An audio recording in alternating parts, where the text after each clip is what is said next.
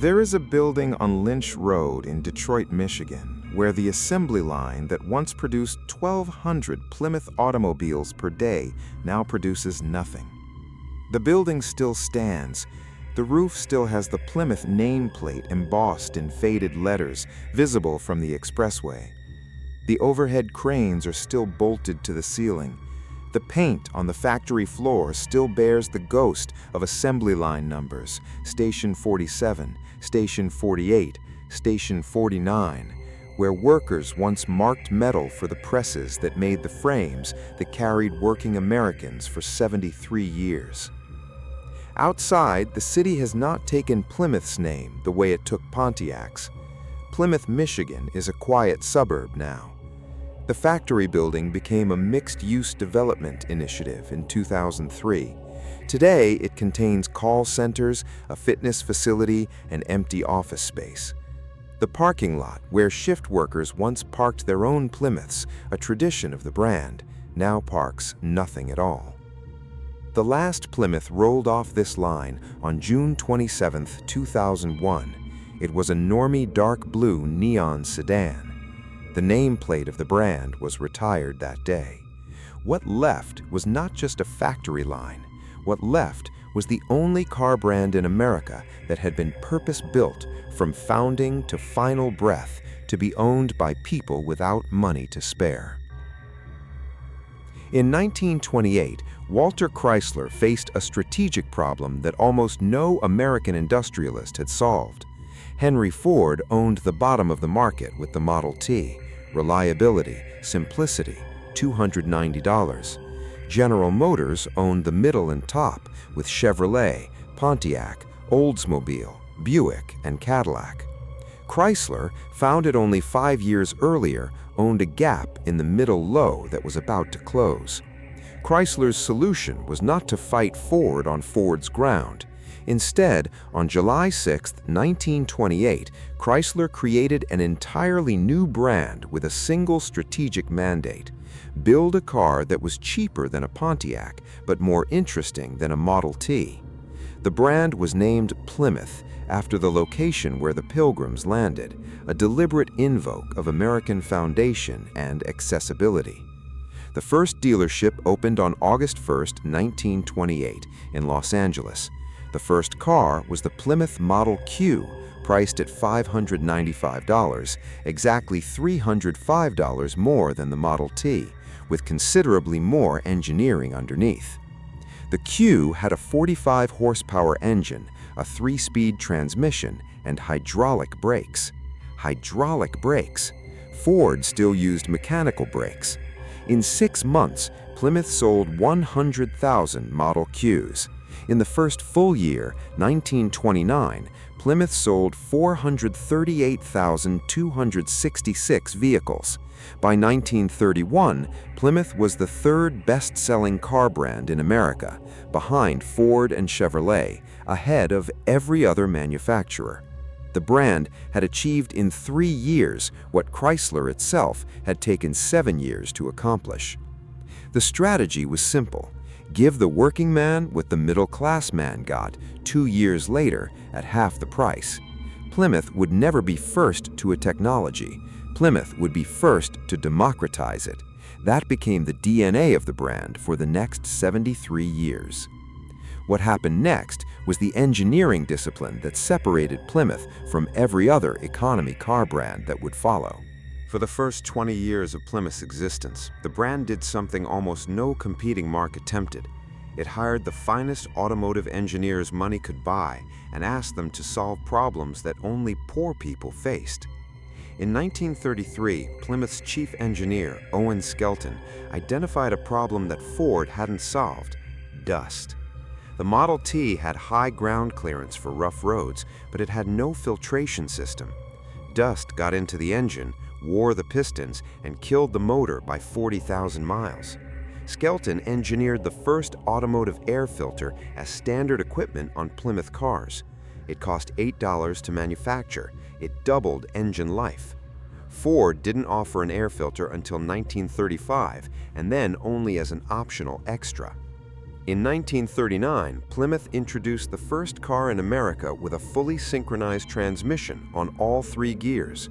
Every other brand, Ford, Chevrolet, even Buick, still required double clutching on downshifts. Plymouth owners could change gears smoothly. This was engineering for the man who drove to work every day, not the enthusiast who loved the mechanical signature of a gear change. By 1940, Plymouth had sold over 2 million cars. The brand had a reputation among working men that was unshakable. Plymouth was the car that would not betray you.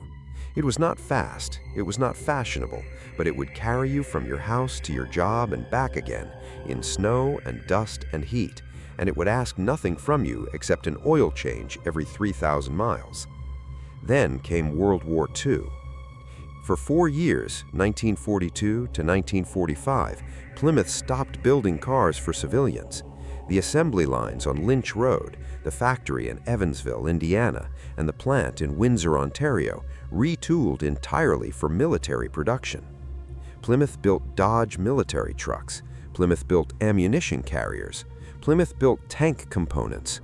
What Plymouth did not build was money for Chrysler. When production restarted in 1946, something fundamental had changed inside the American consciousness. The GIs coming home had been soldiers. They had spent years under command, following rules, accepting rationing. When they came home, they wanted something their fathers had never wanted: novelty, speed, chrome, the idea that a car could be something more than a tool. Plymouth's DNA was about to be tested. In 1968, facing a market where muscle cars had become the defining aspiration of young working-class men, Plymouth made a decision that would define the brand for the next 6 years and haunt it for the remaining decades of its existence. The brand released the Plymouth Roadrunner. The Roadrunner was priced at $2,896 for the base coupe model. In today's money, that is approximately $22,400. It came with a 383 cubic inch V8, later a 440, later a 426 Hemi. It had a 0 to 60 time of 5.9 seconds. It had a top speed of 120 miles per hour. It had virtually no sound insulation, an AM-only radio, and an interior that was absolutely utilitarian. Chrysler stripped away every luxury that did not contribute to forward momentum and gave that saved money directly to the engine. The production logic was brilliant. Make a car that the working man could actually afford to own, that could outrun the Chevrolet Corvette Stingray from a dead stop. The Roadrunner was named after the cartoon character, a Looney Tunes property licensed from Warner Brothers. Every Roadrunner came with a beep-beep horn and a cartoon decal on the side. It was absurd. It was joyful. It sold 29,249 units in the first year. Motor Trend reviewed the 1968 Roadrunner and called it the most uninhibited automobile ever offered to the American public. Road and Track said it represents the most honest muscle car ever built. Power for those who need to go faster, priced for those who need to afford it. In 1970, with the 426 Hemi engine option, the Roadrunner became the fastest car you could buy under $3,500. 0 to 60 in 5.9 seconds, faster in straight-line acceleration than the Corvette Stingray, faster than the Mustang Shelby GT500, faster than the Dodge Charger RT, and $8,000 cheaper. The Roadrunner was the moment Plymouth stopped being invisible and became suddenly the car that made young working-class men feel seen. But what happened next was something the engineers on Lynch Road had not anticipated. The car that had been designed to celebrate working-class speed had become the car that celebrated working-class identity, and that identity was about to collide with everything American about the 1970s. Between 1968 and 1974, Plymouth sold 1,247,000 Roadrunners. The Roadrunner became the definitive working-class hero car. You could buy one and own it outright on a factory worker's wage. You could work at the Ford River Rouge plant, earn $12 an hour, and drive a car that was legitimately faster than what the Chevrolet division was selling to dentists. During these years, Plymouth as a whole became the third best-selling brand in America. In 1973, Plymouth sold 704,286 vehicles, its single highest year. The brand had accomplished what it had set out to do in 1928. It had given the working man something better than he had the right to expect. The factory on Lynch Road ran at 110% of designed capacity. Shift workers made overtime. The parking lot was full by 5 a.m. This was employment in the truest sense, not just a paycheck, but participation in something that mattered. When a Plymouth worker drove home in a Plymouth, it was not just a commute. It was evidence that his labor had been converted, directly and viscerally, into something real that his neighbor was driving. In 1972, Chrysler's then-chairman Lee Iacocca called Plymouth the Democratic Car of America. He meant it genuinely. A Plymouth was not a status symbol. It was an anti-status symbol. It meant you had made a rational choice. That rationality, that refusal to conspire with vanity, was the brand's moat. Plymouth owners were proud because they were not trying to be anything other than what they were. This was the cultural peak of the brand, not in profit margin, not in engineering sophistication, but in alignment between what a car was and what a life was. Then came 1973, and with it the first crisis that the brand's engineers could not engineer their way out of. On October 6, 1973, the Yom Kippur War began in the Middle East. Within 2 weeks, the Organization of Arab Petroleum Exporting Countries announced an embargo on oil shipments to any country supporting Israel. The United States was a major supporter of Israel. Gas prices went from 38 cents per gallon to 65 cents per gallon in 6 weeks. Gas lines appeared at every filling station in America. Some states implemented odd-even rationing. You could buy gas only on days matching your license plate number. For the first time in a generation, American consumers asked a question they had never needed to ask. How many miles per gallon does my car get? The Roadrunner with the 440 Magnum engine got 11 miles per gallon in city driving. The Plymouth Fury, the brand's flagship sedan, got 9 miles per gallon. Every Plymouth in the lineup was engineered with a singular mandate: maximize power at any cost in fuel consumption. The energy crisis made every engineering choice of the previous 5 years suddenly catastrophically wrong. Simultaneously, Japanese manufacturers, Toyota, Datsun, Honda, released cars into the American market that got 25, 30, even 35 miles per gallon. These cars were not powerful, they were not particularly well designed, but they were rational responses to a new economic reality, and American working men made a cold calculation. I would rather have a car that I can afford to drive than a car that I cannot afford to drive. In 1974, Plymouth sales dropped 47%. The brand sold 392,000 vehicles, down from 704,000 the previous year. In 1 year, the company lost $1 billion in revenue. The Lynch Road factory operated at 43% capacity. This was not a brand mistake. This was a market disruption that no automobile manufacturer on earth had anticipated, and Plymouth was the brand least equipped to survive it, because Plymouth's entire strategy, democratize power, maximize performance, had been built on the assumption of cheap gasoline forever. There is a memo dated March 12, 1974, in the Chrysler corporate archives, addressed to Lee Iacocca from the Plymouth division's chief product engineer, Cliff Lang. The memo contained a proposal to reduce engine displacement across the entire Plymouth line, to introduce turbocharged smaller engines, and to develop a front-wheel drive platform to maximize interior space in smaller packages. The memo argued that Plymouth had a window of 2 years to reposition itself as a fuel-efficient brand before Japanese manufacturers cemented their market dominance. Iacocca did not act on the memo. Instead, he ordered the Plymouth division to reduce costs by 23% and maintain the V8 engine as the brand's core offering. His reasoning was documented in a conference call transcript. The American working man did not buy a Plymouth to drive a toy. He bought it because it was real. If we sell him a fuel-efficient toy, we sell him the idea that he has failed, that he has become economically weak. We hold the power segment and defend it. Iacocca's instinct had been right for 46 years. In 1974, it was catastrophically wrong. But institutional thinking does not reverse in a crisis. Institutions double down. Over the next 15 years, Plymouth attempted 4 separate strategic repositioning efforts, and each one failed. Pivot 1, the compact muscle car, 1975 to 1982. Plymouth introduced the Aspen, a mid-size sedan engineered around a smaller V8. It was the right idea, arrived at too late. By the time the Aspen launched, Japanese brands had already claimed 30% of the American market. The Aspen sold 212,000 units over 4 years. Respectable, but not enough to rebuild market share. More critically, the Aspen was no longer something that a working man could feel proud of owning. It was a compromise. Plymouth had built its entire brand on offering no compromises. Either you got power or you got efficiency, but you got the genuine article. The Aspen was the car that admitted Plymouth didn't know what it was anymore. Pivot 2. The down market repositioning, 1982 to 1989. Unable to compete with Japanese brands on fuel efficiency, Plymouth attempted to compete on price. The brand lowered pricing and repositioned as the absolute bottom-tier domestic nameplate. This worked for rental car companies. Hertz and Davis fleet buyers loved Plymouth pricing. But for private consumers, the brand lost its final remaining signifier of quality. A Plymouth was no longer a working man's choice. It was what you drove if you couldn't afford a Chevy. In 1987, a brand loyalty survey found that 68% of Plymouth owners said they would switch brands if they could afford to. Plymouth had become not a choice but a surrender. Pivot 3. The minivan gamble, 1984 to 1995. In 1984, Chrysler invented the minivan category and called it the Dodge Caravan. In 1985, it created a nearly identical version and called it the Plymouth Voyager. For 7 years, the Voyager was a genuine success. It captured 40% of the minivan market. But minivans were not what Plymouth owners wanted.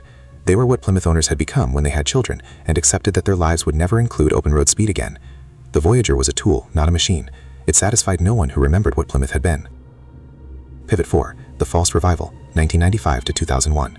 In 1995, facing the reality that the brand was dying, Chrysler made a final bet. The brand released the Neon, a small, simple, 4-cylinder car priced at $9,995. The Neon was engineered by a team led by Gail Fossum and was intended to be a modern Plymouth, entry-level, cheap, but engineered well within its category. The Neon was genuinely quick. It had 132 horsepower, a 0 to 60 time of 9.1 seconds, and a 5-year warranty. Consumer Reports gave it a recommended rating. The Neon was a good car. The Neon was not a Plymouth. Or rather, it was a Plymouth. It embodied the entire ethos of the brand. But by 1995, nobody remembered who Plymouth was. The brand was invisible. The brand had been invisible for 20 years. You could build the finest economy car in America and call it a Plymouth, and nobody would know. The Neon sold 300,000 units over 6 years, entirely to people who had never heard of the Roadrunner, who had no idea that this brand had once made you feel like a working man with access to power. In 2000, Daimler Chrysler's management made a final decision. The company had been losing money on the Plymouth brand for 17 years straight. The brand was eating into more profitable Dodge products. There was no path back to profitability. On December 18, 2000, a 14-minute board meeting approved the discontinuation of the Plymouth brand. The final transaction took less time than a television commercial break. A brand that had taken 73 years to build was erased in the time it takes to eat lunch. The last Plymouth rolled off the Lynch Road assembly line on June 27, 2001. The Lynch Road factory operated for 3 months in 2001, producing Dodge Neons under the Dodge nameplate. In September 2001, production ceased entirely. The building was sold to a commercial development company in 2002 and converted to mixed-use office and fitness space. The overhead cranes were removed in 2005. The paint ghosting the assembly line station numbers was painted over in 2007. Today, the building is 40% occupied. A call center operates in Section A. A CrossFit gym operates in Section B. The rest is waiting. The engineers of the Plymouth division were distributed across other Chrysler operations or offered severance.